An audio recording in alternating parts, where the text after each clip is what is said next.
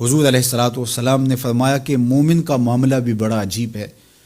کہ اسے اگر تکلیف ہوتی ہے تو اس پر وہ صبر کرتا ہے،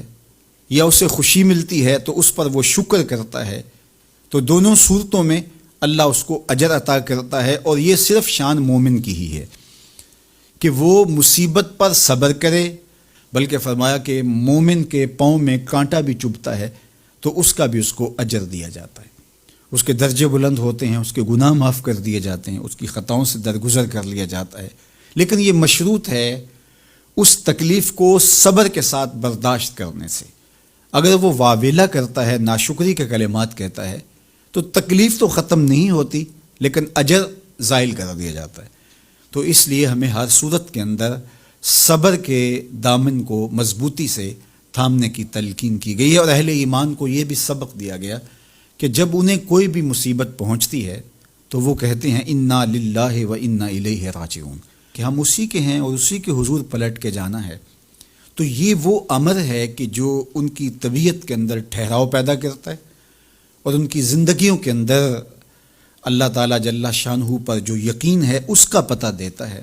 اگر مصیبت کو اللہ کی طرف سے سمجھ کے، مان کے صبر کیا جائے، اس کو مقدور سمجھا جائے، اس پر واویلا نہ کیا جائے، اللہ کی نافرمانی کا کوئی کلمہ نہ بولا جائے، اپنے عقیدے میں تزلزل نہ آنے دیا جائے، اپنے رویوں کی خوبصورتی کو زائل نہ ہونے دیا جائے، تو اس کا مطلب ہے کہ وہ شخص مومن ہے، اس کا یقین ہے کہ یہ اللہ کی طرف سے ہے۔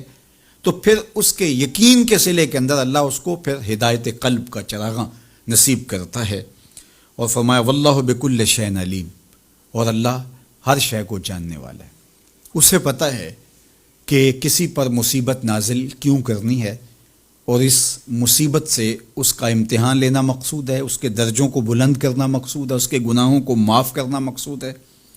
اس کو کسی آزمائش میں ڈال کر کے اس کو مزید کندن بنانا مقصود ہے، یا اس کا کیا مقصود ہے، اس کو سزا دینا مقصود ہے، یہ اسے پتہ ہے۔ تمہارا رب تمہاری طرف آنے والی جو تکلیفیں ہیں ان کے اندر ہزارہا پنہا حکمتوں سے واقف ہے۔ یہاں یہ بات بھی سمجھنے کے قابل ہے کہ جو شخص مصیبت کے آنے پر صبر اور استقامت کے ساتھ اس سے نپٹتا ہے اور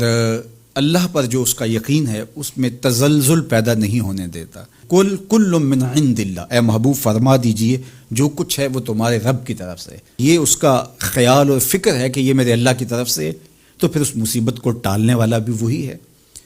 تو اگر یہ اس کا عقیدہ پختہ تھا تو پھر وہ مالک کی دہلیز چھوڑ کے، مالک کی چوکھٹ چھوڑ کے کسی اور دہلیز پہ نہیں جائے گا، کسی اور چوکھٹ پہ نہیں جائے گا۔ وہ اس مصیبت کو دور کرنے والا مؤثر حقیقی اللہ کو ہی جانتا ہوگا، اور اسی کے حضور دعائیں کرے گا، التجائیں کرے گا، کسی شرک کا ارتکاب نہیں کر سکتا ہے، اور وہ مالک کی دہلیز سے کبھی روح گردانی نہیں کر سکتا، بلکہ اس تکلیف کے آنے سے وہ اپنے رب کے ساتھ اور زیادہ جڑ جائے گا۔ اور اگر وہ صبر کرے تو یہ اس کا ایک مرتبہ ہے کہ وہ حوصلے کے ساتھ اس تکلیف کو برداشت کرے، اور دوسرا مرتبہ جو اس سے بڑھ کر ہے کہ اس پہ اللہ کی رضا کے سانچے میں اپنے آپ کو ڈھال لے کہ جے سونا میرے دکھ وچ راضی، میں سکھ نو چلے ڈاواں۔ اگر وہ اس بات پہ راضی ہے تو کوئی بات نہیں ہے، میں اس پہ راضی ہوں کہ میرے رب کی یہ رضا ہے۔ تو یہ دونوں چیزوں کا مل جانا، یا دونوں میں سے کسی ایک کا مل جانا، یہ اللہ کی طرف سے اس کو دیا گیا انعام ہے جو اس مشکل حالات میں اس کو حاصل ہوتا ہے۔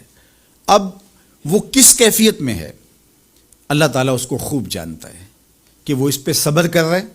یا اس کا اندر ڈول رہا ہے، اس کا عقیدہ کمزور تھا اور وہ کمزوری کے باعث جو ہے وہ تزلزل کا، تذبذب کا شکار ہو گئے۔ تو یہ تمہارا